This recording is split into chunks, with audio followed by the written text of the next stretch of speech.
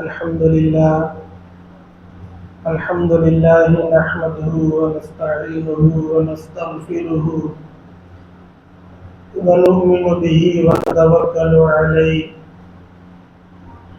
ونعوذ بالله من شرور أنفسنا ومن سيئات أعمالنا من يهده الله فلا مضل له ومن يضلله فلا هادي له ونشهد أن لا إله إلا الله وحده لا شريك له ونشهد أن سيدنا ومولانا وحبيبنا وشفيعنا وخاتم النبيين محمدا عبده ورسوله الذي أرسل إلى الناس كافة بالحق بشيرا ونذيرا وداعيا إلى الله بإذنه وسراجا منيرا أما بعد فأعوذ بالله من الشيطان الرجيم بسم الله الرحمن الرحيم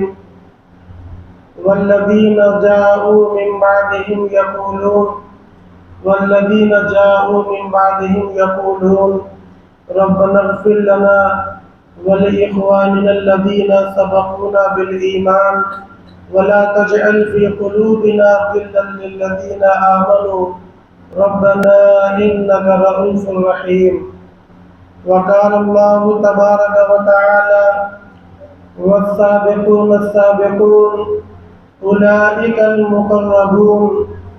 وقال الله تبارك وتعالى وسيجنبها الأتقى الذي يؤتي ماله يتزكى وما لأحد عنده من نعمة تجزى إلا ابتغاء وجه ربه الأعلى ولسوف يرضى.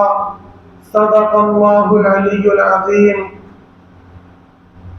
وعن سعيد بن الخدري رضي الله تعالى عنه عن النبي صلى الله عليه وسلم قال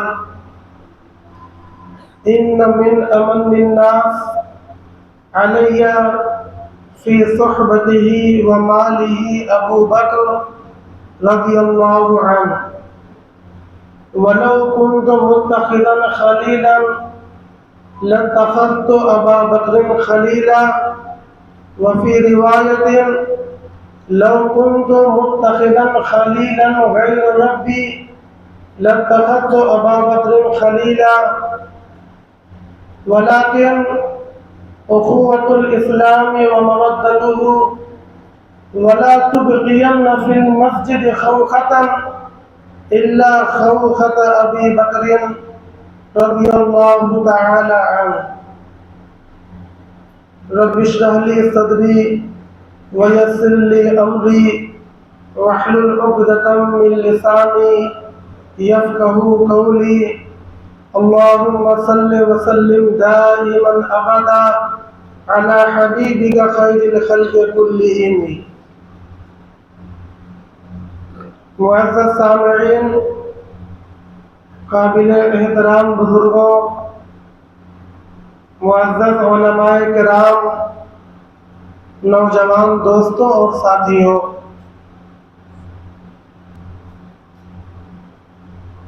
ہمارے آس پاس میں بہت سے دین اور بہت سے دھرم دیکھنے میں آتے ہیں. ان تمام دینوں کے درمیان صرف دین اسلام برحق اور سچا دین ہے. اس کے علاوہ جتنے دین ہیں آج کی تاریخ میں ان میں سے کوئی بھی دین برحق نہیں ہے، محفوظ نہیں ہے اور نجات کا ضامن نہیں ہے. بہت سے دین ایسے ہیں جو اپنے آپ کو دین الہی کہلواتے ہیں، کتابوں کو آسمانی کتاب کہتے ہیں، اپنی نسبت برگزیدہ انبیاء کی طرف کرتے ہیں، یہود ہیں، حضرت عزیر، حضرت موسیٰ علیہ السلام کی طرف اپنی نسبت کرتے ہیں، توریت کی طرف اپنے آپ کو منسوب کرتے ہیں اور یہ کہتے ہیں کہ ہم لوگ برحق ہیں۔ اللہ کی کتاب ہے اور وہ انبیاء اللہ کے بھیجے ہوئے رسول اور نبی ہیں، لہذا ہمارے دین کو جو مانے گا وہ کامیاب ہوگا اور جو ہمارے دین کو نہیں مانے گا وہ ناکام ہوگا۔ یہ ان کا دعویٰ ہے، یہ ان کا نعرہ ہے۔ نصارہ ہیں، اپنے آپ کو منسوب کرتے ہیں حضرت عیسیٰ علیہ السلام کی طرف، کتابوں میں سے انجیل اور زبور کی طرف، اور یہ دعویٰ کرتے ہیں کہ یہ اللہ کی کتابیں ہیں اور یہ نبی اللہ کے نبی ہیں اور یہ دین پوری دنیا کے لیے دین ہے۔ جو دین نصارہ میں داخل ہوگا وہ نجات پائے گا، وہ کامیاب ہوگا، اور جو دین نصارہ سے دور رہے گا، عیسائیت کو اختیار نہیں کرے گا، وہ نجات نہیں پائے گا، وہ کامیاب نہیں ہوگا۔ ان کے علاوہ بھی ہم اور آپ جانتے ہیں، دن رات مشاہدہ کرتے ہیں کہ بہت سے دھرم والے، بہت سے دین والے موجود ہیں، مگر ان تمام دینوں کے درمیان برحق سچا، خالص اور محفوظ دین اسلام ہے۔ اللہ تبارک و تعالی نے اعلان فرما دیا، ان الدین عند اللہ الاسلام، کہ بے شک دین جو اللہ تبارک و تعالی کے یہاں قبول کیا جائے گا وہ صرف اسلام ہے۔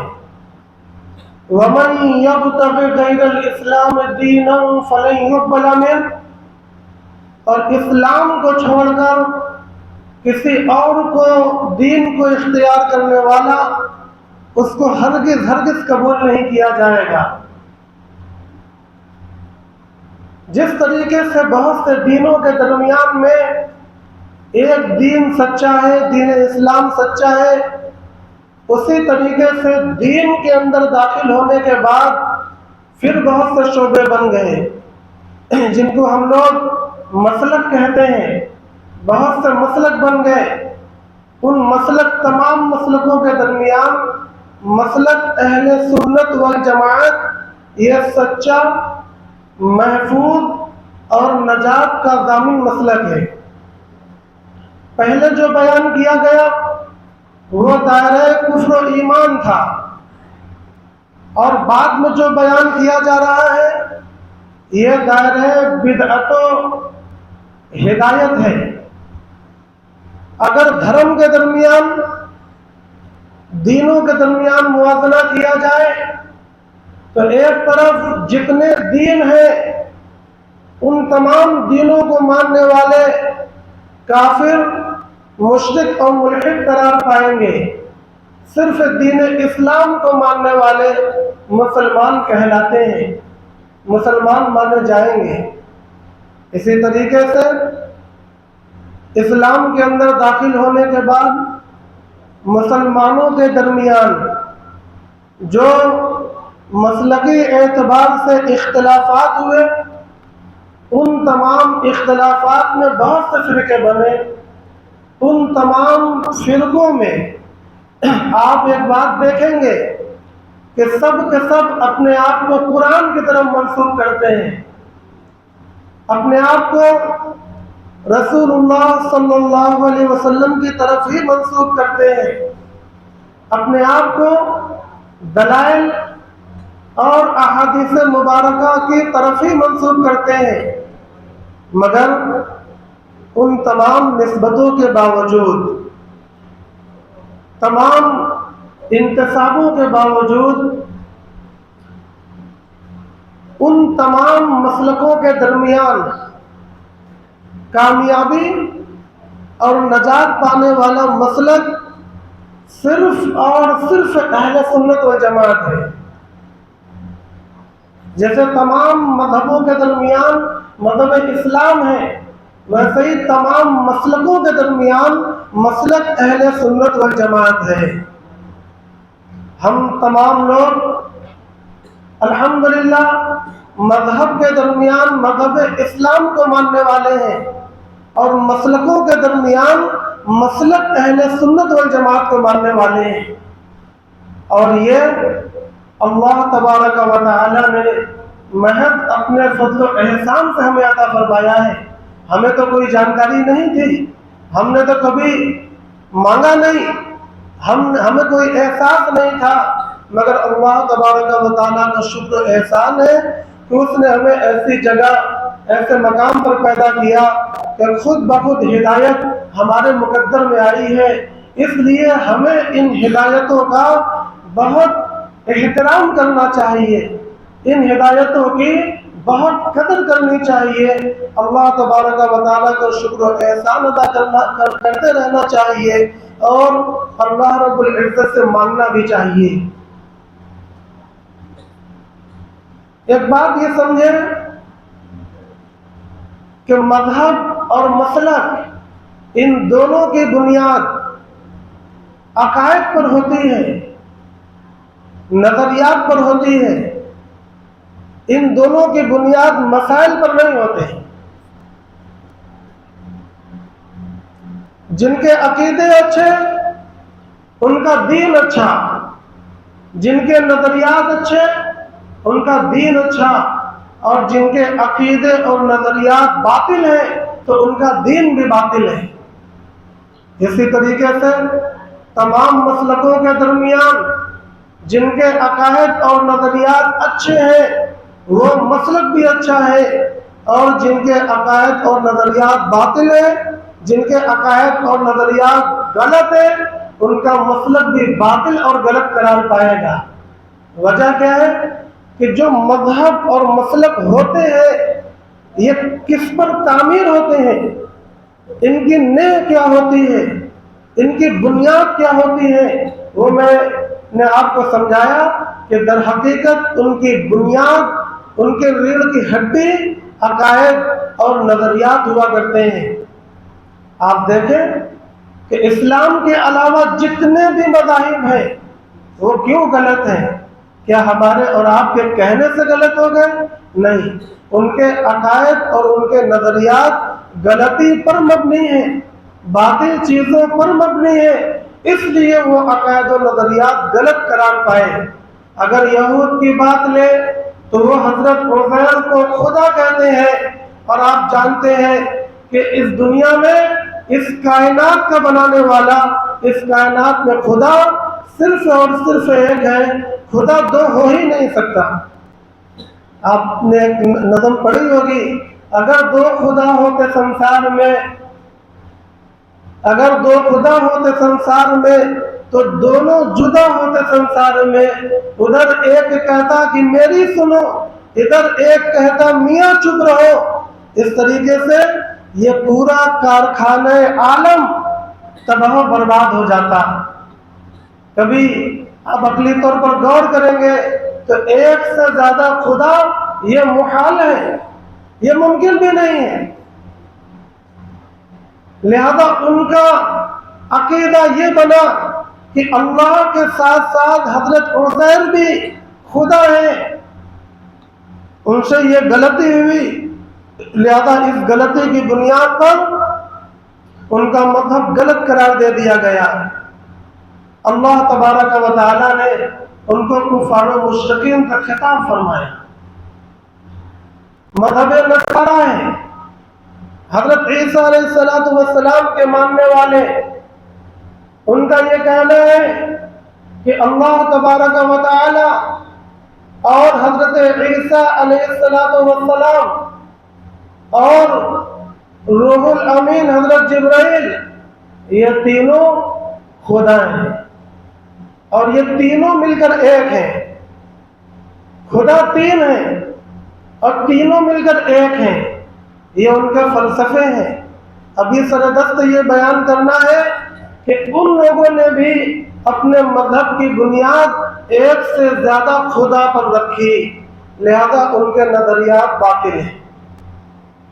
انہوں نے یہ کہا کہ حضرت عیسیٰ علیہ السلام یہ اللہ تبارک و تعالی مجسم ہو کر آئے، اور جب یہ دیکھا کہ دنیا کے اندر گناہ بڑھ رہے ہیں تو حضرت عیسیٰ علیہ السلام کی شکل میں آ کر لوگوں کے گناہ کو اپنے اوپر لے لیا اور سولی پر چڑھ گئے، 3 دن تک لوگوں کے بدلے میں جہنم میں رہے اور ملعون ہو کر 3 دن تک صلیب پر لٹکتے رہے۔ یہ عقیدہ، یہ نظریہ عقل و نقل کے خلاف سراسر باطل ہے۔ ایک نبی کبھی ملعون نہیں ہو سکتا، ایک نبی کبھی جہنم میں نہیں ہو سکتا، اور اللہ تبارک و تعالی سے ایسی امید نہیں کی جا سکتی کہ گناہ کرے کوئی اور اس کا وبال بھرے کوئی۔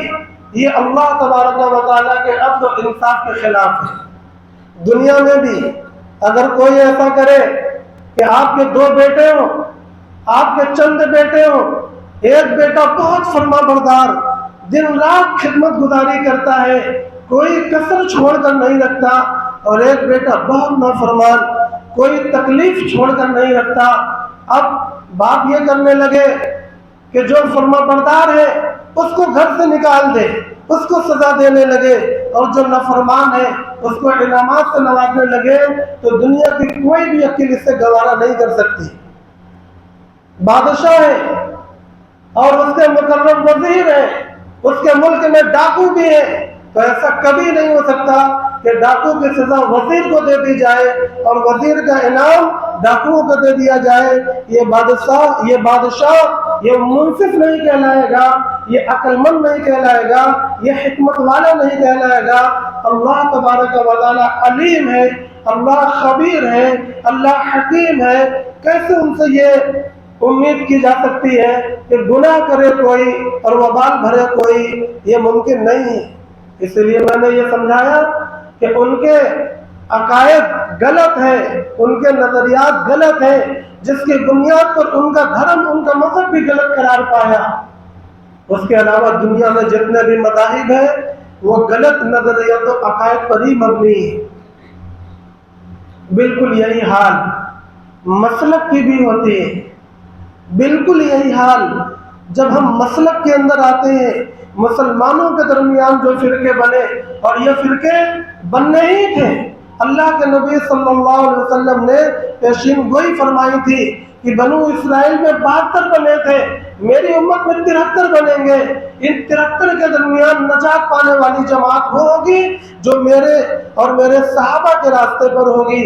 کسی جگہ پر اللہ کے نبی صلی اللہ علیہ وسلم نے اس کو اہل السنت والجماعہ کہا ہے، کسی جگہ پر دوسرے الفاظ میں اس کی طرف صراحتاً، اشارتاً، دلالتاً نبی پاک صلی اللہ علیہ وسلم نے ارشادات فرمائے ہیں۔ مختصر میں ان کا نام اہل سنت والجماعت رکھا جاتا ہے، اور یہ نام جو اہل سنت والجماعت ہے یہ کسی امتی کا اختیار کیا ہوا نہیں ہے، بلکہ جناب آقا محمد رسول اللہ صلی اللہ علیہ وسلم نے یہ نام رکھا ہے۔ آپ ایک کلمہ ہمیشہ سنتے ہوں گے، الحسن والحسین سیدہ شباب اہل جنہ۔ جمعہ کے دن خطبے میں جس کا ترجمہ یہ ہے کہ حسن اور حسین رضی اللہ عنہما یہ جنت کے نوجوانوں کے سردار ہوں گے، جس حدیث میں اللہ کے نبی صلی اللہ علیہ وسلم نے یہ بات بتلائی ہے، اس حدیث کا ٹکڑا اور آگے بھی ہے۔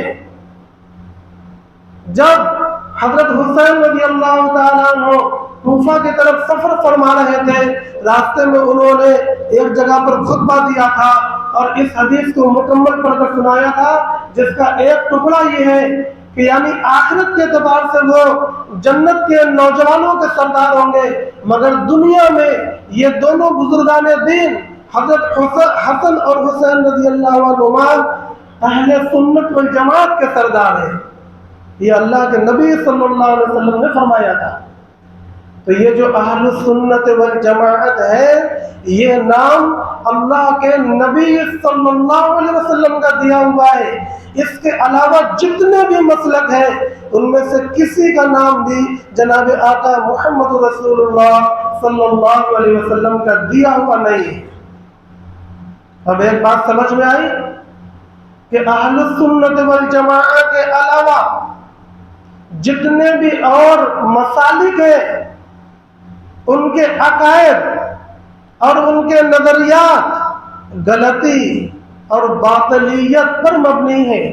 مثال کے طور پر کچھ مذہب، کچھ مسلک ایسے ہوئے جنہوں نے یہ مانا کہ قرآن فانی ہے، قرآن مخلوق ہے، قرآن اللہ کی صفت نہیں ہے۔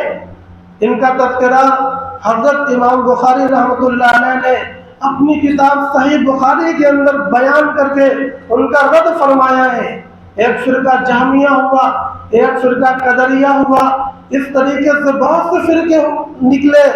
آج ان کے نام و نشان باقی نہیں ہے، ان کا تذکرہ کرنے میں بھی کوئی فائدہ نہیں ہے۔ بس یہ بتلانا ہے کہ وہ بہت سے فرقے آئے، ان تمام فرقوں کے جو نظریات اور عقائد تھے وہ باطل اور غلط پر مبنی تھے۔ لہذا وہ اہل بدعت اور اہل ضلالت قرار پائے۔ یا تو ان کے اندر بدعتیں تھیں یا ان کے اندر گمراہیاں تھیں، اور ان دونوں کا ٹھکانہ جہنم ہے۔ جمعہ کے اندر آپ سنتے ہوں گے کل بدعۃ ضلالہ وکل ضلالۃ فی النار، ہر بدعت گمراہی ہے اور ہر گمراہی کا ٹھکانہ جہنم ہے۔ لہذا ان تمام مسلکوں کے درمیان صرف اہل سنت والجماعت وہ مسلک ہے جو صحیح بھی ہے، سچا بھی ہے اور کامیابی کا ضامن بھی ہے۔ اس کے جو عقائد ہیں، اس کے جو نظریات ہیں، یہ روز روشن کی طرح بالکل منور ہیں، بالکل واضح ہیں، ہر جگہ بیان کیے جاتے ہیں، چھپائے نہیں جاتے، اور پوری دنیا میں اس کی کتابیں ملتی ہیں۔ کسی تقیہ کی ضرورت نہیں ہے، چھپانے کی ضرورت نہیں ہے۔ یہی اہل سنت والجماعت اس کے جو عقائد ہیں، دو طریقے کے عقائد ہیں۔ ایک تو عقیدے وہ ہیں جن کو ہم لوگ ضروریات اہل سنت والجماعت کہتے ہیں، یعنی اہل سنت والجماعت میں ہونے کے لیے ان کو ماننا بالکل ضروری ہے۔ کچھ عقائد وہ بھی ہیں کہ جن میں کچھ نرمی ہے، جیسے دین اور دھرم۔ ان کے دو شعبے ہوتے ہیں عقائد کے۔ دین کا ایک شعبہ وہ ہے جس کو ضروریات دین کہتے ہیں، اور دوسرا شعبہ وہ ہے جس کو عقائد دین تو کہتے ہیں مگر ضروریات دین نہیں کہتے۔ ضروریات دین کا مطلب جیسے اللہ تبارک و تعالیٰ کا موجود ماننا، اللہ تبارک و تعالیٰ کو ایک ماننا، اللہ تبارک و تعالیٰ کی صفات کا قائل ہونا، آسمانی کتابیں نازل ہوئی ان کو ماننا، اللہ نے رسولوں اور نبیوں کو بھیجا ان کو ماننا، فرشتے موجود ہیں، اللہ کی مخلوق ہے ان کو ماننا، اچھی بری تقدیر اللہ کی طرف سے ان کو ماننا، جن کو ہم لوگ اس طرح کہتے ہیں آمنت باللہ وملائکتہ وکتبہ ورسلہ والیوم الآخر والقدر خیرہ وشرہ والبعث بعد الموت، قیامت کے دن دوبارہ زندہ ہونا۔ یہ کیا ہے؟ یہ ضروریات دین ہے۔ ہر مسلمان کو اتنے عقیدوں کا ماننا ضروری ہے، چاہے وہ پڑھا لکھا ہو اور چاہے پڑھا لکھا نہ ہو۔ اگر اتنا بھی نہیں جانتا، اتنا بھی نہیں مانتا، تو پھر اسے اپنے ایمان کے خیر منانے کی ضرورت ہے۔ تو جس طریقے سے دین کے کچھ ضروری شعبے ہیں، اسی طریقے سے مسلک اہل سنت والجماعت کے کچھ ضروری شعبے ہیں۔ ان کے بغیر آدمی اہل سنت والجماعت نہیں مانا جائے گا۔ ان میں کیا ہے؟ ان میں ایک تو یہ کہ جناب آقا محمد رسول اللہ صلی اللہ علیہ وسلم کو معراج ہوئی، نبی پاک صلی اللہ علیہ وسلم خاتم النبیین ہے، نبی پاک صلی اللہ علیہ وسلم سید الرسول ہے، یہ سب بالکل ایسے عقیدے ہیں جو ہر مسلمان جانتا ہے، ان کو سکھلانے اور بتانے کی ضرورت نہیں ہے۔ من جملہ ان میں سے یہ بھی ہے کہ ہم اہل سنت والجماعت تمام صحابہ سے محبت کرتے ہیں، اور مجھے اسی مسئلے کو بیان کرنا ہے۔ ہم اہل سنت والجماعت تمام صحابہ سے محبت کرتے ہیں، اور صحابہ سے محبت کرنا یہ دین ہے، یہ ایمان ہے، یہی احسان ہے۔ صحابہ سے بغض کرنا یہ کفر ہے، یہ نفاق ہے، اور یہ الحاد ہے۔ صحابہ کرام رضی اللہ تعالی عنہم اجمعین کے اوپر ایمان رکھنا، صحابہ کرام رضی اللہ عنہم اجمعین کے اس سے محبت کرنا، یہ وہ عقیدہ ہے جس کو اللہ تبارک و تعالی نے قرآن مجید کے اندر سینکڑوں جگہ پر بیان فرمایا ہے۔ میں نے ابھی خطبے کے اندر ایک آیت کا ٹکڑا پڑھا، والذین جاءوا من بعدهم یقولون ربنا اغفر لنا ولإخواننا الذین سبقونا بالایمان ولا تجعل في قلوبنا غلا للذين آمنوا ربنا إنك رؤوف رحيم۔ یہ تو بہت مشہور آیت ہے، دعاؤں میں ہم لوگ مانگتے ہیں اللہ تبارک و تعالیٰ سے۔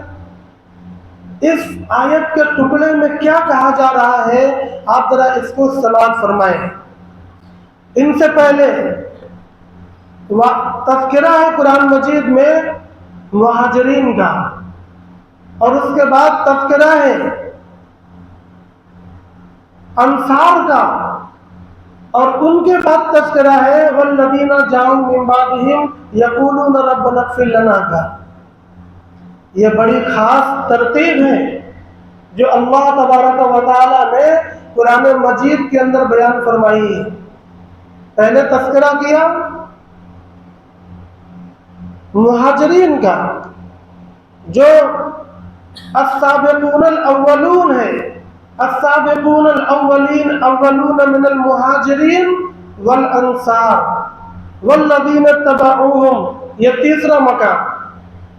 اس کے بعد اللہ تبارک و تعالی نے تذکرہ کیا انصار کا، اور دونوں کے بارے میں یہیں پر اللہ نے فرمایا اولئک هم الصادقون، مہاجرین کے بارے میں اولئک هم المفلحون، انصار کے بارے میں پھر اللہ آگے تذکرہ فرمانے لگے کہ اور جو لوگ ان صحابہ کے بعد آئے وہ یہ کہتے ہیں اے ہمارے رب مغفرت فرما، ربنا اغفر لنا، ہماری وَلِإِخْوَانِنَا الَّذِينَ سَبَقُونَا بِالْإِيمَانِ، اور ہمارے ان بھائیوں کی جو ہم سے بہت پہلے ایمان میں سبقت لے گئے، یعنی مہاجرین کی اور انصار کی۔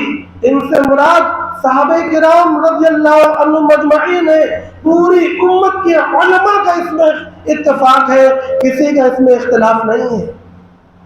بعد میں آنے والے اگر یہ کہتے ہیں کہ اے اللہ ہماری بھی مغفرت فرما، اور ہم سے پہلے صحابہ کرام رضی اللہ عنہم اجمعین جو گزرے، خواہ وہ مہاجرین ہو یا وہ انصار مدینہ ہو، اے اللہ ان کی بھی مغفرت فرما۔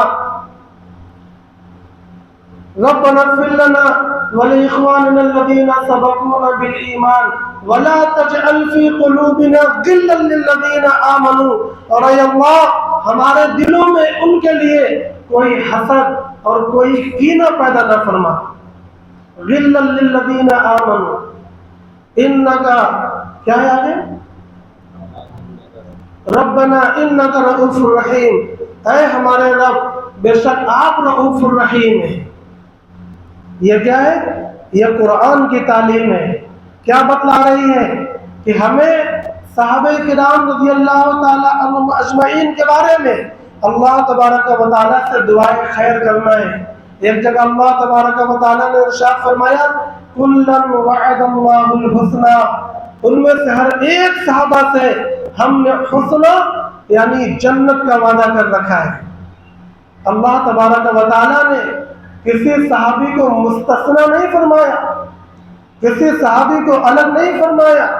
اس لیے ہم اہل سنت والجماعت کا یہ عقیدہ ہے کہ ہم تمام صحابہ سے محبت کرتے ہیں، اور ان صحابہ سے محبت کرنے میں ہم افراط و تفریط سے کام نہیں لیتے، اور ان سے محبت کرنے میں ہم کسی صحابہ سے براءت کا اظہار نہیں کرتے۔ براءت کس کو کہتے ہیں؟ براءت کہتے ہیں کہ ہم کچھ لوگوں کو نہ مانیں کہ بھائی ہم ان سے بری ہیں، یہ ہماری جماعت کے نہیں ہیں، اس کو کہتے ہیں براءت کا اظہار کرنا۔ تو ہم لوگ کسی بھی صحابی سے براءت کا اظہار نہیں کرتے۔ بعض مسلک والے ایسے ہیں جو حضرت امیر معاویہ رضی اللہ تعالی عنہ سے براءت کا اظہار کرتے ہیں۔ وہ یہ کہتے ہیں کہ ہم تمام صحابہ کو مانتے ہیں، مگر حضرت امیر معاویہ رضی اللہ تعالی عنہ کو، جو اللہ کے نبی کے کاتب تھے، جو اللہ کے نبی کے صالح تھے، جو اللہ کے نبی کے قریبی تھے، جو قدیم الاسلام بھی تھے، وہ کہتے ہیں ہم ان کو نہیں مانتے۔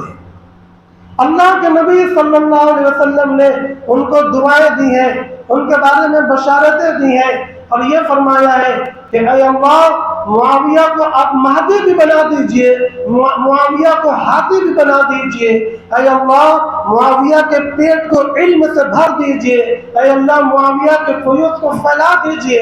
اللہ کے نبی صلی اللہ علیہ وسلم تو باوجود اس بات کے کہ وحی نازل ہو رہی ہے، جبرائیل امین آ رہے ہیں، اللہ کی نگرانی جاری ہے، امیر معاویہ رضی اللہ تعالیٰ عنہ کی تعریف پر تعریف کیے جا رہے ہیں، ان کے فضائل پر فضائل بیان کیے جا رہے ہیں۔ بعد میں آنے والا ایک امتی یہ کہتا ہے کہ ہمیں اللہ کے نبی صلی اللہ علیہ وسلم کی کوئی بات تسلیم نہیں ہے، ہم حضرت امیر معاویہ رضی اللہ تعالیٰ عنہ کو صحابی ماننے پر، ان کو نیک ماننے پر، ان کو متقی ماننے پر تیار نہیں ہیں۔ محترم بھائیوں اور دوستوں، یہ عقیدہ غلط ہے۔ اس بنیاد پر وہ لوگ مسلک اہل سنت والجماعت سے الگ ہوئے اور انہوں نے اپنا الگ راستہ اختیار کیا۔ ایک جگہ اللہ تبارک و تعالی نے قرآن مجید کے اندر صحابہ کی مدح کرتے ہوئے ارشاد فرمایا ہے، محمد رسول اللہ والذین آمنوا معه وشداء علی الکفار رحماء بینہم تراہم رکعا سجدا یبتغون فضلا من اللہ ورضوانا سیماہم فی وجوہہم۔ آگے فرمایا لیغیظ بہم الکفار۔ بہت لمبی چوڑی بات نہیں، اللہ تبارک و تعالیٰ نے فرمایا کہ ہم نے ان کو فضائل سے اس لیے بھر دیا ہے تاکہ کفار جب ان کو دیکھیں، کفار جب ان کے بارے میں سنیں تو کفار کے سینے بغض و کینوں سے بھر جائیں۔ کیوں؟ کیونکہ کفار کا پیر اکھاڑنے والے یہی صحابہ کرام تھے، اور حضرت امیر معاویہ رضی اللہ تعالیٰ عنہ جنہوں نے سمندر کے سینے پر سفر کر کے دنیا کے اندر، دنیا کے کونے کونے کے اندر اسلام کے جھنڈے کو گاڑا، اسلام کی سلطنت کو قائم کیا، اسلام کے سپاہیوں کو کھڑا کیا اور اسلامی نظام حکومت کی داد بیل ڈالی، پوری دنیا کے اندر اسلام کا ڈنکا بجایا، اسلام کا جھنڈا پھہرایا۔ ایسے صحابہ کے بارے میں جب کفار سنیں گے تو ان کے دل باغ باغ نہیں ہو جائیں گے، ان کے دل بغض سے بھر جائیں گے، ان کے دل غصے اور نفرت سے بھر جائیں گے۔ اللہ تبارک و تعالیٰ نے فرمایا کہ ہم نے ان صحابہ کو اتنا اسی لیے نوازا تاکہ ان سے کفار بغض سے بھر جائیں، غصے میں آ جائیں۔ حضرت امام مالک رحمۃ اللہ علیہ نے اس آیت سے ایک مسئلہ نکالا ہے، آپ یاد رکھیں گے۔ حضرت امام مالک رحمۃ اللہ علیہ نے اس آیت سے لیغیظ بہم الکفار آیت کے اس ٹکڑے سے ایک مسئلہ نکالا ہے، کیا کہ صحابہ سے، کسی بھی صحابی سے بغض کرنے والا کافر ہے۔ کسی بھی صحابی سے بغض کرنے والا کافر ہے، کیونکہ صحابہ سے بغض ہی وہ کرے گا جو کافر ہوگا۔ یہ مسئلہ کون نکال رہا ہے؟ ایک مجتہد مطلق، جس کی اتباع کی جاتی ہے دنیا میں، جس کا مذہب پوری دنیا کے اندر مشہور و معروف ہے۔ آپ جانتے ہیں آج ہمارے وقت میں صرف 4 مذہبی چلتے ہیں: حنفی، مالکی، شافعی اور حنبلی۔ اس کے علاوہ 5واں کوئی مذہب نہیں، لیکن ایسا نہیں ہے کہ کبھی تھا بھی نہیں۔ آج سے 500 سال پہلے 5واں مسلک بھی تھا، اور 1000 سال پہلے 40 مسلک تھے دنیا کے اندر۔ اللہ تبارک و تعالیٰ نے امت پر رحم فرماتے ہوئے امت کی آسانی کے پیش نظر تمام مسلکوں کو ختم فرما دیا اور دنیا میں صرف 4 مسلک باقی رکھے۔ ایسے ہی جیسے اللہ تبارک و تعالیٰ نے تمام آسمانی کتابوں کی زبانوں کو ختم فرما دیا، آج نہ توریت کی زبان زندہ ہے، آج نہ انجیل کی زبان زندہ ہے، صرف قرآن مجید کی زبان زندہ ہے۔ اسی طریقے سے اللہ تبارک و تعالیٰ نے بہت سے مذہبوں کو مٹا دیا، صرف 4 مشہور و معروف اور کامل و مکمل مذاہب موجود ہیں۔ میرے کہنے کا مقصد یہ ہے کہ حضرت امام مالک رحمۃ اللہ علیہ کا مذہب بڑا مضبوط مذہب مانا جاتا ہے، تو وہ امام مالک رحمۃ اللہ علیہ نے یہ مسئلہ نکالا ہے کہ کسی صحابی سے بغض کرنے والا یہ کافر ہے۔ لہذا جو لوگ یہ حضرت امیر معاویہ رضی اللہ تعالیٰ عنہ سے بغض کا اظہار کرتے ہیں، ہم ان سے بغض کا اظہار کرتے ہیں۔ جو لوگ کسی بھی صحابی کا ذکر شر کرتے ہیں، ہم ان سے مبرہ ہیں۔ ہم ہر حال میں ہر صحابی کا ذکر خیر کرنے کے پابند ہیں۔ جو صحابی کا ذکر خیر نہیں کرے گا، ہم بھی اس کا ذکر خیر نہیں کریں گے۔ صحابہ سے محبت کرنے میں ہم نہ افراط کے شکار ہوں گے۔ ایسا نہیں ہوگا کہ صحابہ کو ہم نبی کے درجے پر پہنچا دیں یا نبی کے درجے سے بڑھا دیں یا خدا کے درجے پر پہنچا دیں، ہم سے یہ نہیں ہوگا۔ جیسے ہم دیکھتے ہیں کہ بہت سے ایسے بھی فرقے آئے جنہوں نے حضرت علی رضی اللہ تعالیٰ عنہ کو خدا کہا۔ حضرت علی رضی اللہ تعالیٰ عنہ نے ان کو جلوہ دیا، ان سے جنگ لڑی، ان کو سمجھانے کی کوشش کی۔ جب وہ باتوں سے نہیں مانے تو تلوار سے ان کو سمجھایا، ان کو شکست دی، میدان کے اندر ان کو جلوہ ڈالا، یہ بتانے کے لیے کہ تم لوگ جو دعویٰ کر رہے ہو کہ علی خدا ہے، علی خدا نہیں ہے۔ وہ تو فرماتے ہیں کہ وَأَمَّا أَنَا فَرَجُلٌ مِّنَ الْمُسْلِمِينَ، میں تو بس ایک عام مسلمان ہوں۔ وہ اپنے آپ کو ایک عام مسلمان میں شمار فرماتے تھے۔ تو صحابہ سے محبت کرنے میں ہم افراط نہیں کریں گے۔ یہ اہل سنت والجماعت کا عقیدہ ہے، یہ اہل سنت والجماعت کا مسئلہ ہے۔ افراط کا معنی بڑھانا، تو ہم کسی کو نہیں بڑھائیں گے۔ جس کا جو مقام ہوگا، جس کا جو مرتبہ ہوگا، ہم اس کو اسی مقام و مرتبہ پر رکھیں گے، اور ہم تفریق سے بھی کام نہیں لیں گے۔ افراط کا معنی بڑھانا اور تفریق کا معنی گھٹانا، تو ہم کسی صحابی کو ان کے مقام سے گھٹائیں گے بھی نہیں۔ اور صحابی کا جب بھی ذکر کریں گے تو کس چیز سے کریں گے؟ خیر کے ساتھ ذکر کریں گے۔ کبھی کسی صحابی کا ذکر ایسا نہیں کریں گے جس میں برائی کی بو آتی ہو، اور نہ ایسا ذکر کہیں سننے کے لیے بیٹھیں گے۔ اگر کوئی ہمارے صحابہ کے بارے میں برائی بیان کرے گا تو ہم اس سے بحث کریں گے، ہم اس کو خاموش کرانے کی کوشش کریں گے۔ ضرورت پڑی تو محبت سے، ضرورت پڑی تو دباؤ سے، اور ضرورت جیسے پڑے گی اس طریقے سے انشاءاللہ ہم صحابہ کا دفاع کریں گے۔ صحابہ وہ لوگ ہیں جنہوں نے جناب آقا محمد الرسول اللہ صلی اللہ علیہ وسلم کا دفاع کیا ہے، لہذا پوری امت پر یہ فرض بنتا ہے کہ وہ تا صبح قیامت صحابہ کرام رضی اللہ عنہم مجمعین کے دفاع کے لیے ہر وقت ہر طریقے سے تیار رہا کرے۔ تو ہم سب تیار رہیں گے صحابہ کرام رضی اللہ عنہم مجمعین کے دفاع کے لیے؟ ہمیں ہر وقت تیار رہنا ہے، صحابہ کرام کی محبت اپنے دلوں میں مانگنا ہے۔ یہ تو تمام صحابہ کے بارے میں ہے۔ اب بات آتی ہے آج کے بیان کے عنوان میں، مجھے سب سے افضل صحابہ، افضل الانبیاء، افضل البشر بعد الانبیاء، افضل البشر بعد الانبیاء حضرت ابو بکر صدیق رضی اللہ تعالی عنہ کا عنوان دیا گیا ہے۔ ان کے بارے میں جو فضائل ہیں، ان کے بارے میں جو مسائل ہیں، یہ تب تک مکمل نہیں ہو سکتے تھے جب تک ہم مسلک اہل سنت والجماعت کو نہ سمجھ لیں۔ جب ہم مسلک اہل سنت والجماعت کو سمجھیں گے تب انشاءاللہ ہمیں ہر صحابہ کے بارے میں عقیدہ معلوم ہوگا، اور پھر من جملہ ان میں سے ایک ایک صحابہ کے بارے میں عقیدہ معلوم ہوگا۔ ان میں سے آج کے موضوع میں حضرت ابو بکر صدیق رضی اللہ تعالیٰ عنہ ہیں۔ ان کے بارے میں اہل سنت والجماعت کا عقیدہ کیا ہے؟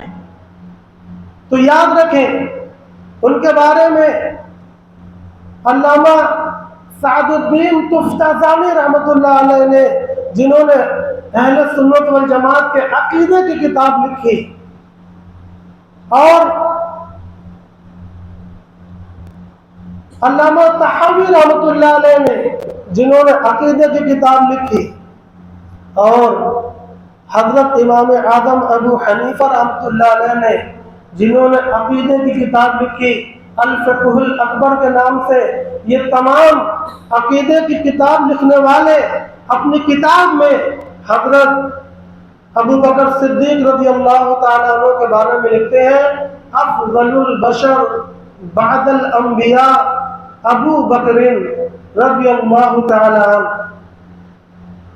انبیاء کے بعد اس امت میں اگر سب سے افضل کوئی بشر ہے، سب سے افضل کوئی بندہ ہے، تو وہ سب سے افضل بندہ ابو بکر صدیق رضی اللہ تعالیٰ عنہ۔ یہ اہل سنت والجماعت کا عقیدہ ہے، اور یہ وہ عقیدہ ہے کہ جس میں اہل سنت والجماعت کے کسی ایک بھی عالم کا، علماء کا اختلاف نہیں ہے۔ تمام کی تمام علماء شروع زمانے سے آج تک متفق چلے آ رہے ہیں۔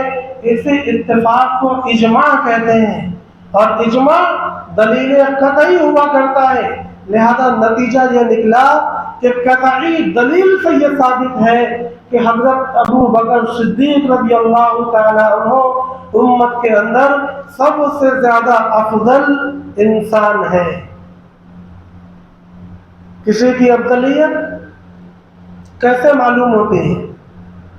ہم اور آپ یہاں پر موجود ہیں، ہم میں کچھ لوگ عمر دراز ہیں، اور ہم میں کچھ لوگ ادھیڑ عمر کے ہیں، ہم میں کچھ لوگ نوجوان ہیں، اور ہم میں کچھ لوگ بچے بھی ہیں، مگر آپ سب یہ مانتے ہیں کہ ہم میں سب لوگوں کے مقام و مرتبے الگ الگ ہیں۔ کوئی زیادہ افضل ہے، کوئی کم افضل ہے۔ ایسا نہیں ہے کہ افضل کے مقابلے میں ناکارہ آتا ہے، افضل کے مقابلے میں فاضل آتا ہے، مگر بہرحال افضلیت الگ الگ ہوا کرتی ہے۔ تو یہ جو زیادہ افضل ہے یہ کیسے معلوم ہوگا؟ اس کی کوئی بنیاد ہوگی، اس کا کوئی معیار اور پیمانہ ہوگا؟ جی یہ پیمانہ ہے۔ پیمانہ یہ ہے، کتابوں میں لکھا ہے کہ اللہ تبارک و تعالیٰ کے نزدیک افضل ہونے کا معیار 3 چیزیں ہیں۔ نمبر ایک اخلاص فی العمل، نمبر ایک اخلاص فی العمل، کون عمل کرنے کے اندر کتنا زیادہ مخلص ہے، اللہ تبارک و تعالیٰ کے ہاں اس کا مقام و مرتبہ اتنا زیادہ اونچا ہوگا۔ اور نمبر دو، اللہ تبارک و تعالیٰ سے محبت، کس کے دل میں اللہ تبارک و تعالیٰ سے محبت کتنی ہے، جس کی جتنی زیادہ ہوگی اللہ تبارک و تعالیٰ کے یہاں اس کا مقام اتنا زیادہ ہوگا۔ اور تیسری چیز، اللہ کے حضور میں، اللہ کی بارگاہ میں حضوری، جس کو نسبت یادداشت کہتے ہیں، یا یہ کہہ لو کہ اس کے دل و دماغ میں اللہ اس قدر بسا ہے، اس قدر بسا ہے کہ زندگی کے ایک لمحے میں بھی وہ اللہ کی یاد سے غافل نہیں ہوتا، یہاں تک کہ جب وہ سوتا ہے تو اس کا دل اللہ اللہ کرتا ہے، جب وہ جاگتا ہے، گفتگو کرتا ہے، کسی سے معاملہ کرتا ہے، کہیں کوئی بات چیت کرتا ہے تو اس کی زبان کہیں پر ویست ہے مگر اس کا دل اللہ اللہ کرتا رہتا ہے۔ ایسا انسان جس کا دل اللہ کی یاد میں بالکل رچ بس گیا ہے، اس کے رگ رگ میں اللہ کا ذکر سما گیا ہے، اس کو بولتے ہیں نسبت یادداشت۔ بعض کتابوں میں نسبت حضوری، آپ تصوف کی کتابوں میں دیکھیں گے تو یہ الفاظ آپ کو ملیں گے۔ تو یہ تین بنیادیں ہیں، اخلاص فی العمل، محبت اللہ سے، اور اللہ کی یاد اس قدر کا ہو جانا کہ پھر زندگی کا ایک سیکنڈ بھی اللہ کے ذکر سے غفلت نہ گزرے۔ یہ تینوں باتیں ایسی ہیں جن کا تعلق دل سے ہے، جن کا تعلق باطنی امور سے ہے، ان کا تعلق ظاہری امور سے نہیں ہے۔ ظاہری امور کیا ہے؟ ظاہری امور جیسے ہمارا بدن، کون موٹا ہے، کون پتلا ہے، کون عمر دراز ہے، کون کم عمر کا ہے، کن کے بال اور داڑیاں پکی ہیں، کن کی نہیں پکی ہیں، یہ تو ظاہری چیزیں ہیں۔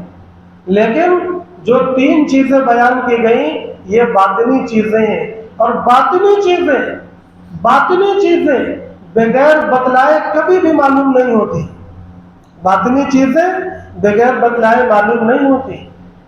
آپ ہمارے سامنے بیٹھے ہیں، میں آپ کے سامنے بیٹھا ہوں، ہمارے باطن میں کیا ہے جب تک میں نہیں بتلاؤں گا آپ لوگوں کو معلوم نہیں ہو سکتا، اور آپ کے باطن میں کیا ہے، آپ کے دل میں کیا ہے، جب تک آپ لوگ نہیں بتلائیں گے تب تک معلوم نہیں ہوگا۔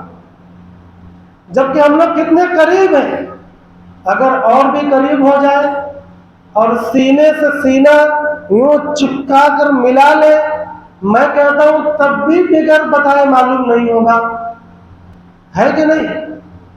تو باطنی باتیں بغیر بتلائے معلوم نہیں ہوتی، تو یہاں پر بھی یہ باطنی امور ہیں، بغیر بتلائے معلوم نہیں ہوں گے۔ اب ہمیں یہ دیکھنا ہے کہ اللہ تبارک و تعالی نے سب سے افضل امتی کے بارے میں کچھ بتایا ہے یا نہیں۔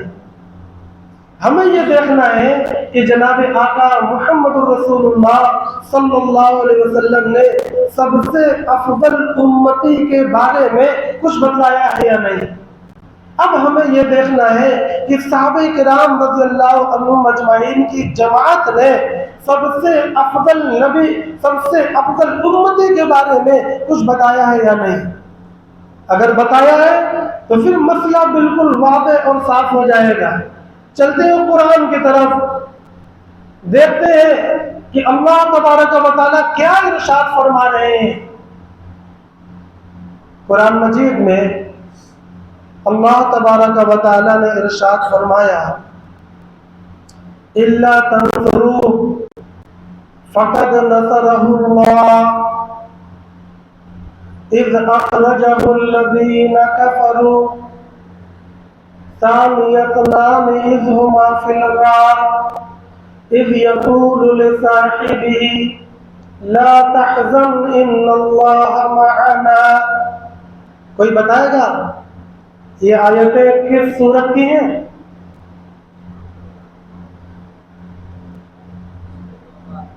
سورہ توبہ. یہ سورہ توبہ کی آیتیں ہیں اور بڑی مشہور آیتیں ہیں.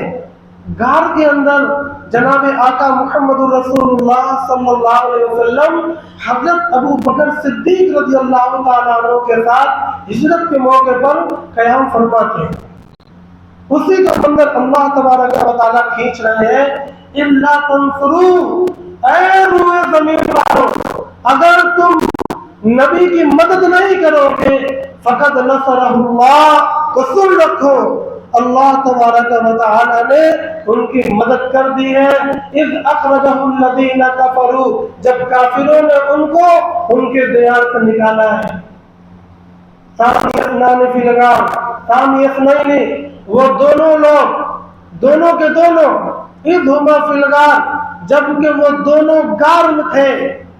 اذ یقول لصاحبہ، اور رسول اپنے صاحب سے کہہ رہا تھا، لا تحزن ان اللہ معنا، غمزدہ مت ہو، غمزدہ مت ہو، اللہ ہمارے ساتھ ہے. اس آیت کے اندر ثانی اثنین سے کون مراد ہے؟ حضرت ابو بکر صدیق رضی اللہ تعالیٰ عنہ مراد ہے. ان کے علاوہ کوئی مراد نہیں ہو سکتا. پوری دنیا جانتی ہے، اس میں کوئی اختلاف نہیں ہے، اور نہ کوئی باطل مسلک والا اختلاف ڈال سکتا ہے. اتنی واضح، اتنی روشن آیت جناب ابو بکر صدیق رضی اللہ تعالیٰ عنہ کے بارے میں نازل ہوئی، جبکہ اللہ کے نبی ان کو اپنا صاحب کہہ رہے تھے. دوسری دلیل دیکھتے ہیں قرآن سے، وَسَيُجَنَّبُهَا الْأَتْقَى الَّذِي يُؤْتِي مَالَهُ يَتَزَكَّى. یہ کس سورت کی آیت ہے؟ سورہ واللیل اذا یغشی، سورہ واللیل اما پارہ میں بڑی مشہور ہے، آپ سب جانتے ہی ہیں. اس آیت کے اندر وَسَيُجَنَّبُهَا الْأَتْقَى، اس کا ترجمہ کیا ہے؟ اور جہنم سے بچے گا وہ آدمی جو اتقا ہے، الذی یؤتی مالہ یتزکا، جو اللہ کے راستے میں اپنا مال دیتا رہتا ہے اور خوب پاک ہوتا رہتا ہے. اتقا، اتقا سے مراد کون ہے اس جگہ پر؟ آپ تفسیر اٹھا کر دیکھیں گے، ان سے مراد ابو بکر صدیق رضی اللہ تعالی عنہ. اتقا، سب سے بڑے متقی. اگر کوئی یہ کہے آپ سے کہ ٹھیک ہے ہم مانتے ہیں کہ ابو بکر صدیق رضی اللہ تعالیٰ عنہ اتقا ہے، وہ سب سے بڑے متقی ہیں، مگر اس سے یہ لازم تو نہیں آتا کہ جو سب سے بڑا متقی ہو وہی سب سے افضل امت کا بھی ہو. اس میں کیا تال میل ہے؟ تو اس کا جواب قرآن سے ہم دے سکتے ہیں. اللہ تبارک و تعالیٰ نے فرمایا، ان اکرمکم عند اللہ اتقاکم، جو تم میں سب سے بڑا متقی ہوگا وہی سب سے بڑا اکرم بھی ہوگا. اکرم کا معنی افضل، یعنی وہ سب سے افضل ہوگا. ایک جگہ اللہ نے اتقا کہا، ایک جگہ اللہ نے اکرم کہا، اور اکرم کا معنی افضل ہی ہوا کرتا ہے، اس کا کوئی دوسرا معنی نہیں ہوتا. لہذا قرآن مجید کے الفاظ سے یہ بات واضح طور پر نکلتی ہے کہ افضل البشر بعد الانبیاء ابو بکر صدیق رضی اللہ تعالی عنہ. اس کے علاوہ بے شمار آیتیں ہیں. سورہ نور کے اندر وَلَا يَأْتَلِ أُولُو الْفَضْلِ مِنْكُمْ وَالسَّعَةِ أَنْ يُؤْتُوا أُولِي الْقُرْبَى، اس سے ابو بکر صدیق رضی اللہ تعالیٰ عنہ مراد ہے. اور آپ علماء کرام جانتے ہیں کہ دوسرے صحابی مراد لیے بھی نہیں جا سکتے. آگے اللہ تبارک و تعالیٰ نے سورہ نور میں پھر فرمایا، اولئک مبرؤون مما یقولون، کہ ارے یہ لوگ بری ہیں ان تمام الزامات سے، بہتانوں سے جو یہ منافقین ان کے اوپر ڈال رہے ہیں. اس سے مراد حضرت عائشہ رضی اللہ تعالیٰ عنہ اور ان کے والد ابو بکر صدیق رضی اللہ تعالیٰ عنہ ہیں، جن کی پاکی اور جن کی برات کا اعلان اللہ تبارک و تعالیٰ سورہ نور کے اندر اس آیت میں فرما رہے ہیں. سورہ زمر کے اندر غالباً اللہ تبارک و تعالیٰ فرماتے ہیں والذی جاء بالصدق وصدق به. حضرت علی رضی اللہ تعالیٰ عنہ اس آیت کی تفسیر فرماتے ہیں والذی جاء بالصدق یعنی محمد رسول اللہ، وصدق به یعنی ابو بکر الصدیق رضی اللہ تعالیٰ عنہ، جنہوں نے رسول اللہ صلی اللہ علیہ وسلم کی تصدیق اس وقت کی جب لوگ نبی پاک صلی اللہ علیہ وسلم کو جھٹلا رہے تھے. خود اللہ کے نبی صلی اللہ علیہ وسلم نے ایک موقع پر فرمایا کہ جتنے لوگوں کے سامنے میں نے دین اور اسلام کو پیش کیا سب لوگوں نے قبول کرنے سے پہلے مجھ سے کچھ نہ کچھ باتیں ضرور کی، مگر ابو بکر صدیق رضی اللہ تعالیٰ عنہ نے کبھی مجھ سے کوئی بات نہیں کی. جب پہلے دن میں نے ان سے کہا کہ مجھے اللہ کا نبی بنایا گیا، انہوں نے کہا آمنت، وہ فوراً ایمان لائے. جب ان سے میں نے کہا اللہ نے مجھے معراج کرا دی، وہ فوراً مان گئے، بلا تعامل، بلا توقف، بلا تردد. انہوں نے ہر موقع پر اللہ کے نبی صلی اللہ علیہ وسلم کی تصدیق کی. اسی لیے حضرت علی رضی اللہ تعالیٰ عنہ وہ کوفہ کے منبر پر بارہا یہ ارشاد فرمایا کرتے تھے، بارہا یہ ارشاد فرمایا کرتے تھے کہ ابو بکر صدیق رضی اللہ تعالیٰ عنہ کو صدیق کا خطاب اللہ تبارک و تعالیٰ نے دیا ہے نبی پاک صلی اللہ علیہ وسلم کے ذریعے سے. یہ خطاب اللہ تبارک و تعالیٰ نے دیا ہے. مختصر یہ کہ ابو بکر صدیق رضی اللہ تعالیٰ عنہ کی فضیلت قرآن مجید کے بے شمار آیتوں سے ثابت ہے.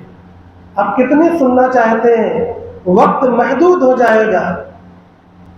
آئیے کچھ حدیث شریف کا بھی لطف لیتے ہیں جس میں ابو بکر صدیق رضی اللہ تعالیٰ عنہ کی فضیلت کا بیان ہے. میں نے خطبے کے اندر ابو بکر صدیق حضرت ابو سعید خدری رضی اللہ تعالیٰ عنہ کی روایت پڑھی. اللہ کے نبی صلی اللہ علیہ وسلم فرماتے ہیں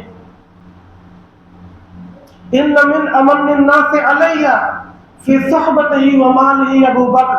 اس امت میں اگر کسی کا سب سے زیادہ احسان میرے اوپر ہے، صحبت میں بھی، مال میں بھی، یعنی مدد کرنے میں بھی اور مال خرچ کرنے میں بھی، تو وہ ابو بکر صدیق رضی اللہ تعالیٰ عنہ. فرمایا لو كنت متخذا خلیلا لاتخذت ابا بکر خلیلا. اگر میں کسی کو خلیل بناتا، ایک جگہ فرمایا اگر میں اپنے رب کے سوا کسی کو خلیل بناتا تو ابو بکر کو میں اپنا خلیل بناتا. لیکن خلیل رب کے سوا کسی کو بنا نہیں سکتے تھے. اگر گنجائش ہوتی تو وہ ابو بکر کو بناتے، مگر خلت کا جو مقام ہے وہ صرف اللہ تبارک و تعالیٰ کے لیے خاص ہے، گنجائش نہیں تھی. اس لیے ابو بکر صدیق رضی اللہ تعالیٰ عنہ کو آپ نے بس سمجھ لو صرف خلیل نہیں بنایا، باقی ان کا جو مقام تھا آپ اس سے سمجھ سکتے ہیں. ایک جگہ فرمایا لا تبقین فی المسجد خوخة الا خوخة ابی بکر. مسجد کے اندر، مسجد نبوی میں ہرگز کوئی دروازہ باقی نہ رکھا جائے سوائے ابو بکر صدیق رضی اللہ تعالیٰ عنہ کے دروازے تھے.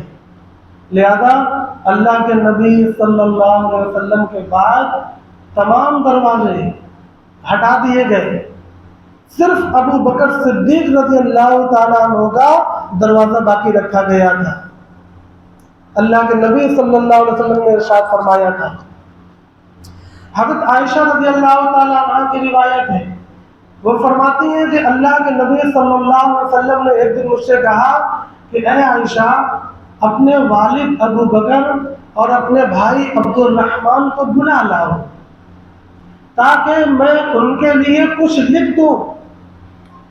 مجھے خوف ہے کہ کچھ تمنا کرنے والے تمنا کرنے لگیں گے میرے چلے جانے کے بعد، اور کچھ کہنے والے یہ کہنے لگیں گے انا اولا، میں سب سے زیادہ حقدار ہوں، تو جاؤ بلا لاؤ. اس کے بعد نبی پاک صلی اللہ علیہ وسلم نے حضرت عائشہ سے فرمایا اچھا ٹھہرو، یأبی اللہ والمسلمون الا ابو بکر. اللہ تبارک و تعالی اور مسلمان قبول ہی نہیں کریں گے ابو بکر کے سوا کسی کو. اللہ تبارک و تعالی اور مسلمان یعنی صحابہ کرام ابو بکر کے سوا کسی کو قبول ہی نہیں کریں گے. یعنی حضرت نبی پاک صلی اللہ علیہ وسلم گویا یہ کہنا چاہتے تھے کہ ابو بکر صدیق رضی اللہ تعالی عنہ کی فضیلت یہ دلائل کے محتاج نہیں ہے، یہ غور و فکر کی محتاج نہیں ہے، یہ مسلمانوں کے درمیان ایسی مبرہن ہے، ایسی واضح ہے، ایسی روشن ہے کہ مسلمان ان کے سوا کسی کو اپنا امام نہیں چنیں گے، اپنا قائد نہیں چنیں گے. اس لیے رہنے دو، مت لکھواؤ. چنانچہ نہیں لکھا گیا. نبی پاک صلی اللہ علیہ وسلم کا یہ ارشاد کب تھا؟ وفات سے صرف 5 دن پہلے. وفات سے صرف 5 دن پہلے. آپ سب جانتے ہوں گے کہ جناب آقا محمد رسول اللہ صلی اللہ علیہ وسلم کی وفات مبارک کب ہوئی؟ کون سا دن تھا؟ سوموار. اور یہ بات جو ارشاد فرما رہے ہیں اس سوموار سے پہلے جو بدھ کا دن تھا، اس دن میں بدھ کے دن، بدھ جمعرات، جمعہ، سنیچر، اتوار اور سوموار، جمعرات کے دن، یوم الخمیس، یوم الخمیس جمعرات کے دن 5 دن پہلے اللہ کے نبی صلی اللہ علیہ وسلم نے یہ بات ارشاد فرمائی. حضرت عبداللہ بن عمرو بن عاص رضی اللہ تعالیٰ عنہ مشہور صحابی، اللہ کے نبی صلی اللہ علیہ وسلم نے ایک جنگ میں ان کو امیر بنا دیا. عبداللہ بن عمرو بن عاص رضی اللہ تعالیٰ عنہ کو. تو آپ کا سینہ بڑا چوڑا ہوا اور آپ یہ سوچنے لگے کہ ایسا معلوم ہوتا ہے کہ اللہ کے نبی صلی اللہ علیہ وسلم سب سے زیادہ مجھے چاہتے ہیں، سب سے زیادہ مجھے مانتے ہیں. آپ حضرت عبداللہ بن عمرو بن عاص رضی اللہ تعالیٰ عنہ یہ کیوں سوچنے لگے؟ سوچنے کی وجہ تھی کیونکہ اللہ کے نبی نے ان کو امیر بنایا اور ان کے ماتحت جو فوج تھی اس میں ابو بکر صدیق رضی اللہ تعالیٰ عنہ بھی تھے، اس میں حضرت عمر رضی اللہ تعالیٰ عنہ بھی تھے، اس میں دیگر بڑے بڑے صحابہ بھی تھے. تو جب عبداللہ بن عمرو بن عاص کو امیر بنا دیا تو آپ کو ذرا محسوس ہوا کہ شاید اللہ کے نبی کی نظر میں میرا مقام و مرتبہ ہے.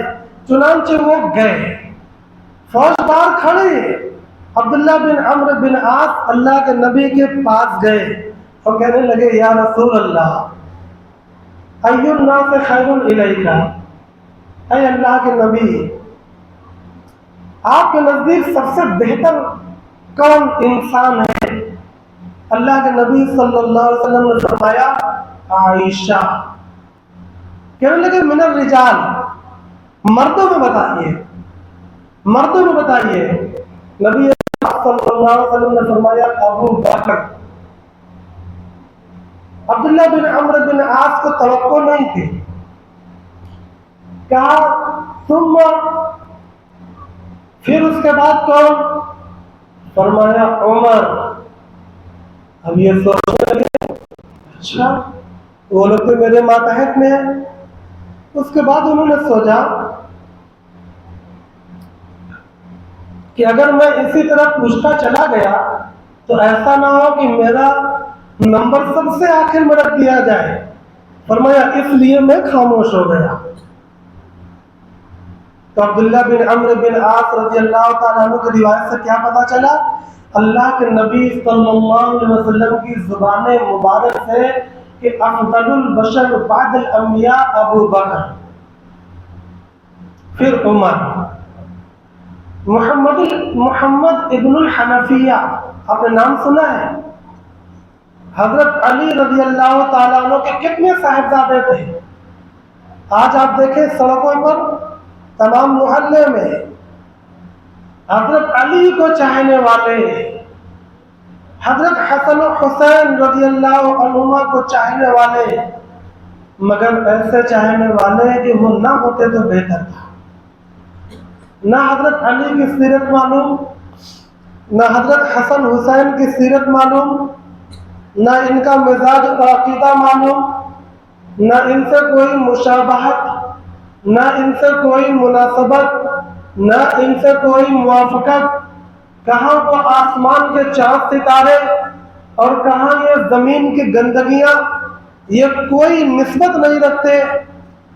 ان کو معلوم بھی نہیں کہ یہ کب تھے، کب دنیا سے چلے گئے، کیوں چلے گئے۔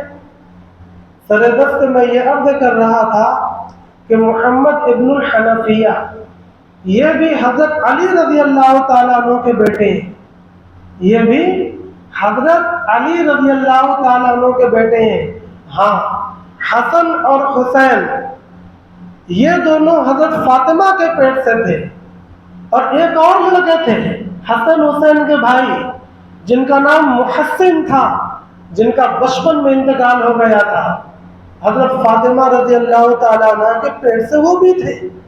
حضرت فاطمہ کے انتقال کے بعد حضرت علی رضی اللہ تعالیٰ عنہ نے دوسری شادی کی، محمد ابن الحنفیہ پیدا ہوئے۔ بڑے محدث گزرے ہیں، یہ محمد ابن الحنفیہ رحمۃ اللہ علیہ فرماتے ہیں کہ میں نے اپنے والد حضرت علی رضی اللہ تعالیٰ عنہ سے پوچھا کہ اللہ کے آپ لوگوں کے نزدیک سب سے افضل امتی کون ہے؟ افضل الامہ، افضل امت رسول اللہ صلی اللہ علیہ وسلم کون ہے؟ فرمایا ابو بکر۔ فرمایا پھر کون ہے؟ حضرت علی رضی اللہ تعالیٰ عنہ نے فرمایا عمر۔ وہی ترتیب جو اللہ کے نبی صلی اللہ علیہ وسلم بیان فرما رہے تھے۔ محمد ابن الحنفیہ رحمۃ اللہ علیہ نے یہ سوچا کہ میں اسی طرح پوچھتا رہا تو پتہ نہیں اپنا مقام کب فرمائیں گے، تو انہوں نے سوال بدل دیا۔ محمد ابن الحنفیہ نے کہا کہ پھر ان کے بعد آپ ہی ہوں گے، اپنے والد سے کہا پھر ان کے بعد آپ ہی ہوں گے۔ فرمایا ما انا رجل الا من رجل مسلم اور من المسلمین۔ فرمایا کہ میں تو ایک عام مسلمان ہوں۔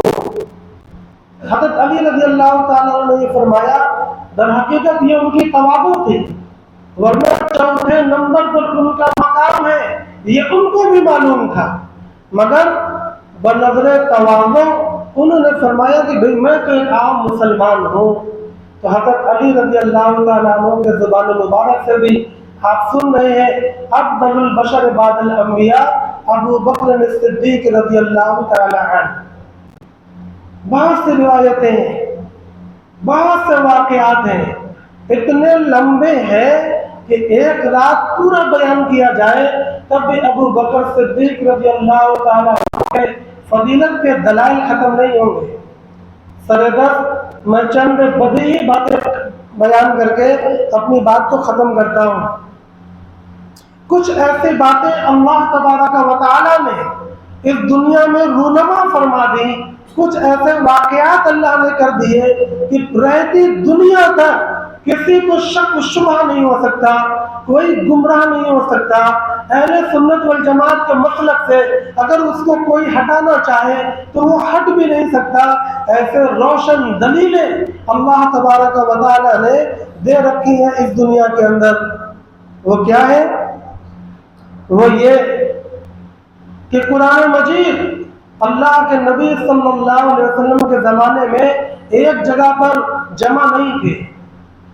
ایک دفتی میں جیسے ہمارے پاس 30 پارے میں ہے، اللہ کے نبی جب تک باحیات تھے قرآن مجید کی یہ شکل نہیں تھی، متفرق تھے۔ اللہ تبارک و تعالی نے جمع قرآن کا کام حضرت عثمان غنی رضی اللہ تعالیٰ عنہ سے لیا ہے، اور جمع قرآن کی سوچ ابو بکر صدیق رضی اللہ تعالیٰ عنہ کے اندر پیدا فرمائی ہے۔ لہذا ابو بکر صدیق رضی اللہ عنہ نے سوچا مگر کیا نہیں، کچھ وجوہات تھیں۔ ابو بکر صدیق رضی اللہ تعالیٰ عنہ نے سوچا مگر کیا نہیں۔ اور آپ کو وقت بھی بہت کم ملا۔ اللہ کے نبی کی وفات کے بعد جب آپ خلیفہ بنائے گئے صرف 2.25 سال، پھر اس کے بعد 63 سال کی عمر میں آپ کا انتقال ہو گیا۔ اس کے بعد حضرت عمر رضی اللہ تعالیٰ عنہ آئے 10.5 سال، اس کے بعد عثمان غنی رضی اللہ تعالیٰ عنہ آئے، تو آپ کے ہاتھ سے اللہ تبارک و تعالیٰ نے قرآن کے جمع کا کام فرمایا۔ یہ اللہ کا ایک تکوینی نظام ہے۔ میں نے کہا کچھ ایسے واقعات اللہ نے کیے ہیں جو روز روشن کی طرح اہل سنت والجماعت کو چمکاتے رہیں گے۔ وجہ کیا ہے کہ یہ کام اللہ تبارک و تعالی حضرت علی رضی اللہ تعالی عنہ کے ہاتھ سے بھی لے سکتے تھے، لیکن اگر ایسا ہوتا تو رافضی کہتے، شیعہ یہ کہتے کہ جمع قرآن حضرت علی رضی اللہ تعالی عنہ نے کیا ہے، لہذا ہم لوگوں نے کیا ہے، اور وہ ہمیں اس سے الگ تھلگ کر دیتے، ہمیں گمراہ ثابت کرنے کی کوشش کرتے۔ مگر اللہ تبارک و تعالی نے یہ کام حضرت عثمان رضی اللہ تعالی عنہ کے ہاتھ سے کرایا۔ اب ہم ان سے پوچھتے ہیں کہ بتاؤ یہ جمع قرآن کا کام کس نے کیا؟ ظاہر سی بات ہے کہ وہ بھی کہیں گے حضرت عثمان رضی اللہ تعالی عنہ نے کیا ہے۔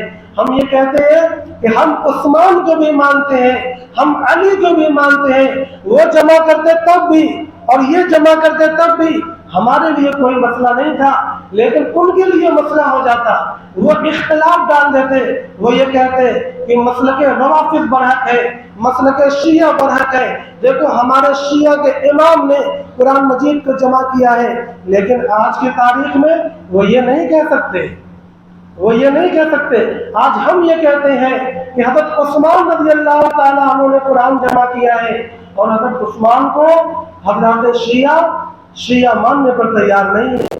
ہم کہتے ہیں کہہ دو کہ حضرت عثمان شیعہ ہے، وہ اس کو ماننے پر تیار نہیں ہے۔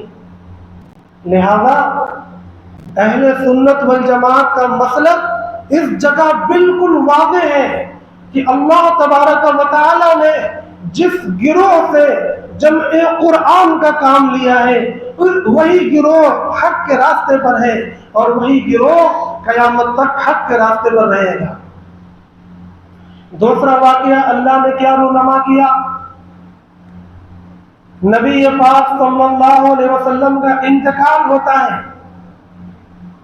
آپ کا انتقال حضرت عائشہ رضی اللہ تعالی عنہ کے کمرے میں ہوا، اور یہ انتقال حضرت فاطمہ رضی اللہ تعالی عنہ کے کمرے میں بھی ہو سکتا تھا۔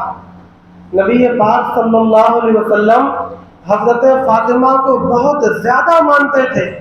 توجہ کے ساتھ سماعت فرمائیں، اتنا مانتے تھے کہ جب اللہ کے نبی سفر پر نکلتے تو سب سے آخر میں حضرت فاطمہ سے ملاقات فرماتے، آپ کی پیشانی کو بوسہ دیتے، آپ سے ملاقات کرتے، تب سفر پر جاتے، اور جب کہیں سفر سے واپس آتے تو سب سے پہلے کس کے پاس جاتے ہیں؟ آپ سمجھ گئے ہوں گے، حضرت فاطمہ رضی اللہ تعالی عنہا کے پاس جاتے، اور اس کے بعد اپنے گھر میں واپس آتے۔ آپ نے فرمایا کہ فاطمہ زہرا جنت کے خاتونوں کی سردار ہوں گی۔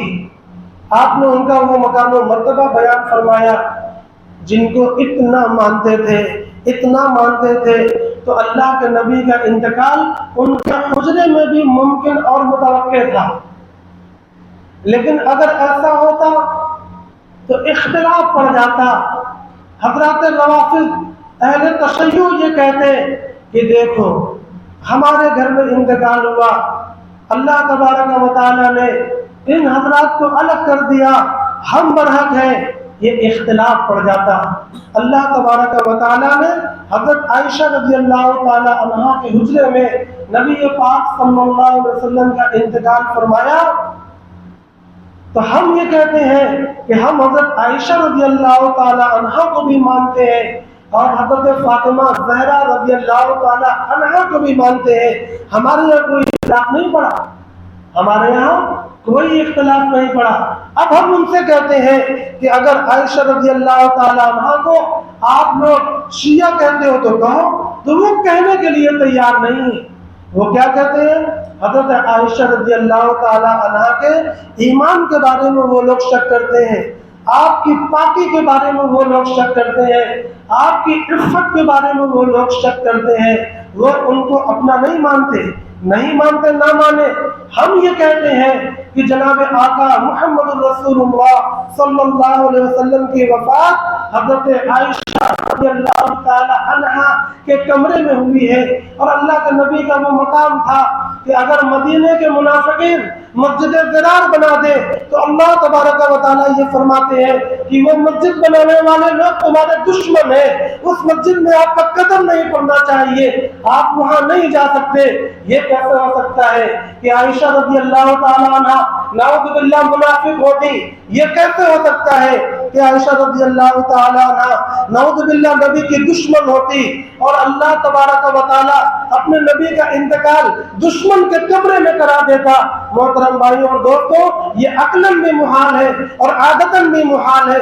عادت دیکھ لیا آپ نے قرآن مجید کی آیت سے، اور عقل بھی آپ کی کبھی تسلیم نہیں کر سکتی، لہذا ہم یہ کہنے کے لیے مجبور ہے کہ اللہ تبارک و تعالیٰ نے تکوینی نظام کے تحت جناب آقا محمد رسول اللہ صلی اللہ علیہ وسلم کی وفات حضرت عائشہ رضی اللہ تعالی عنہ کے حجرے میں کرائی ہے تاکہ امت میں اختلاف نہ پڑے۔ الحمدللہ مسلک اہل سنت والجماعت میں کوئی اختلاف نہیں ہے۔ تیسرا واقعہ ہوتا ہے نبی پاک صلی اللہ علیہ وسلم دفن کیے گئے، آپ کے بازو میں دو قبریں، دو مزار اور ہیں، آپ سب جانتے ہیں کن کی ہیں؟ میں سمجھتا ہوں سبھی جانتے ہوں گے، پھر بھی تبرکن تاکہ میرے منہ سے نام پھر نکلے میں عرض کر دوں، نبی پاک صلی اللہ علیہ وسلم کے پہلو میں اس کمرے میں جہاں آپ دفن ہیں، حضرت عائشہ رضی اللہ تعالی عنہ کا کمرہ ہی آپ کا مدفن ہے، آپ کسی قبرستان نہیں لے جائے گئے تھے۔ حضرت عائشہ رضی اللہ تعالی عنہ کے کمرے میں آپ وفات پائی اور اسی کمرے میں آپ دفن کیے گئے۔ بہرحال اسی کمرے میں حضرت ابو بکر صدیق رضی اللہ تعالی عنہ بھی دفن کیے گئے، اور اسی کمرے میں حضرت عمر رضی اللہ تعالی عنہ بھی دفن کیے گئے۔ یہ دونوں صحابہ، میں کہتا ہوں اللہ تبارک و تعالیٰ کا وہی تکوینی نظام ہے۔ اس کمرے میں حضرت حسن حسین بھی دفن ہو سکتے تھے، حضرت علی رضی اللہ تعالی عنہ بھی دفن ہو سکتے تھے، مگر یہ حضرات اکابر دفن نہ ہو کر حضرت ابو بکر صدیق اور حضرت عمر رضی اللہ تعالی عنہ دفن ہوئے ہیں۔ یہ کیا ہے؟ اللہ تبارک و تعالی کا تکوینی نظام۔ جیسے اللہ تبارک و تعالی دشمن کی مسجد میں جانے نہیں دے رہا ہے، کیا یہ ممکن ہے کہ اللہ تبارک و تعالی آپ کو دشمنوں کے بغل میں سلا دے؟ ابو بکر صدیق اور حضرت عمر ان کے کہنے کے مطابق نبی کے دشمن ہیں، یہ محال عقلی بھی ہے اور محال عادی بھی ہے، یہ بے عقلی بھی ہے اور بے دینی بھی ہے۔ اللہ تبارک و تعالی نے ابو بکر و عمر کو وہاں سلا کر یہ بتلا دیا پوری دنیا کے مسلمانوں کو، خواہ وہ پڑھے لکھے ہو، پڑھے لکھے نہ ہو، شہری ہو، دیہاتی ہو، جنگلی ہو، کسی مقام و خطے کے رہنے والے ہو، اتنی بات تو سمجھ میں آتی ہے کہ نبی کے بغل میں سونے والا کوئی بڑا بزرگ ترین ہستی ہوگا، اتنی بات تو سب کو سمجھ میں آئے گی، لہذا ان کی بزرگی اور ان کی مقبولیت اللہ تبارک و تعالی نے اس طریقے سے ثابت فرمائی ہے۔ محترم بھائی اور دوستوں، تاریخ کے کتنے واقعات ہیں، کتنے روشن باب ہیں جن میں ابو بکر صدیق و عمر، عثمان و علی رضی اللہ عنہ مجمعین کی فضیلتیں بیان کی گئی۔ آخر میں یہ بات کہہ کر اپنی بات سمیٹنا چاہتا ہوں کہ اہل سنت والجماعت کا عقیدہ یہ ہے کہ اس امت میں سب سے افضل ابو بکر صدیق رضی اللہ تعالیٰ عنہ ہے، اور ان کے بعد حضرت عمر فاروق رضی اللہ تعالیٰ عنہ ہے۔ یہ ماننا اور اسی طرح کہنا یہ ضروری ہے اگر کوئی اس کو نہیں مانتا اور اسی طرح نہیں کہتا وہ اہل سنت والجماعت سے خارج ہو جائے گا۔ اس کے بعد ایک اور عقیدہ سنیے اہل سنت والجماعت کا، محبت الختانین، یہ تو وہ تفضیل الشیخین، دونوں شیخ کو فضیلت دینا۔ اس کے بعد محبت الختانین، ختن کا معنی داماد، ختن کا معنی داماد، ختنین کا معنی دو داماد۔ یہ دو داماد کون ہیں؟ عثمان و علی۔ حضرت عثمان بھی اللہ کے نبی کے داماد ہیں، حضرت علی بھی اللہ کے نبی کے داماد ہیں، اور یہ دونوں بزرگ حضرت عمر، حضرت ابو بکر، یہ دونوں اللہ کے نبی کے سسر ہیں، دونوں سسر، یہ دونوں زیادہ افضل ہیں۔ اور اس کے بعد محبت الختانین، دونوں دامادوں سے محبت کرنا، یہ اہل سنت والجماعت کا عقیدہ ہے، اہل سنت والجماعت کی علامت ہے، اہل سنت والجماعت کی پہچان ہے۔ اگر کوئی اس سے انحراف کرے گا، اگر کوئی اس کے خلاف جائے گا، اہل سنت والجماعت سے خارج ہو جائے گا۔ محترم بھائیوں اور دوستوں، میں نے جیسا کہ شروع میں بتلایا تھا کہ تمام مذاہب کے درمیان مذہب اسلام نجات پائے گا، تمام مسلکوں کے درمیان مسلک اہل سنت والجماعت نجات پائے گا۔ اللہ تبارک و تعالیٰ سے یہ دعا کریں کہ اللہ رب العزت مذہبوں میں ہمیں مذہب اسلام پر رکھے اور ہمیں مذہب اسلام پر اٹھائے، اور مسلکوں میں یہ دعا کریں کہ اللہ تبارک و تعالیٰ ہمیں مسلک اہل سنت والجماعت میں رکھے اور مسلک اہل سنت والجماعت میں اٹھائے۔ وآخر دعوانا ان الحمد للہ رب العالمین۔ اللہم انت السلام ومنك السلام، تبارك ربنا وتعاليك يا ذا الجلال والإكرام۔ ربنا إننا ظلمنا أنفسنا وإن لم تغفر لنا وترحمنا لنكونن من الخاسرين۔ رب اغفر وارحم وأنت خير الراحمين۔ ربنا اغفر لنا ولإخواننا الذين سبقونا بالإيمان ولا تجعل في قلوبنا غلا للذين آمنوا ربنا إنك رؤوف رحيم۔ ربنا آتنا في الدنيا حسنة وفي الآخرة حسنة وقنا عذاب النار۔ اے رب العالمین، ہم سب کے یہاں جمع ہونے کو، بیٹھنے کو قبول فرما۔ اے اللہ، ہمارے کہنے سننے کو قبول فرما۔ اے اللہ، جو کچھ کہا گیا صرف تیری رضا کے لیے کہا گیا۔ اے اللہ، ہمارے دلوں کو نور ایمان سے منور فرما۔ اے اللہ، ہمارے دلوں کو ایمان سے بھر دے۔ اے رب العالمین، ہمارے دلوں سے گناہوں کی اور نفاق کی اور معصیت کی اے اللہ نفرت پیدا فرما دے۔